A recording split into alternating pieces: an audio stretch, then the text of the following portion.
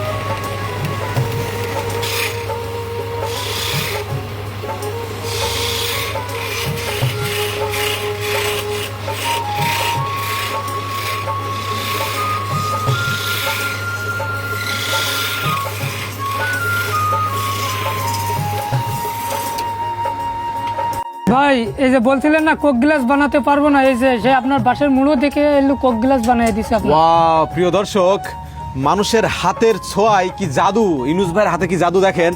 ইউনুস ভাই কিন্তু বাঁশের গোড়া দিয়ে তৈরি করে দিল কোক গ্লাস। আর কোক গ্লাসের যে স্টাইল দেখছি এর ভিতরে কিন্তু এরকম করে লাল পানিও খাওয়া যাবে একেবারে।